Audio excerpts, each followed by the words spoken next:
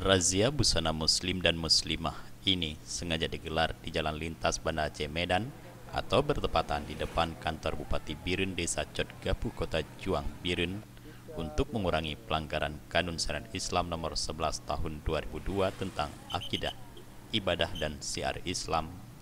Pada razia tersebut puluhan wanita dan kaum lelaki yang berpakaian tidak sesuai dengan aturan syariat Islam terjaring razia, bahkan banyak di antaranya tertangkap para remaja wanita yang menggunakan celana dan baju ketat.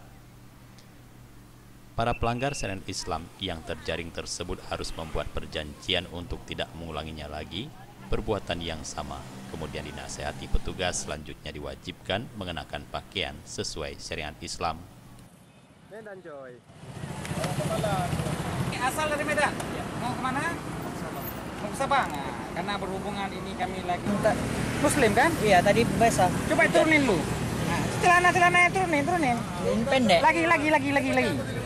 Coba lagi. Menurut Komandan Wilatul Hisbah Usman Klana, razia busana muslim dan muslimah tersebut merupakan razia rutin petugas dalam rangka meningkatkan penegakan syariat Islam di Kabupaten Biren. Nah, ini ada juga yang laki-laki yang memakai celana pendek di atas lutut. Nah, ini juga kita berhentikan.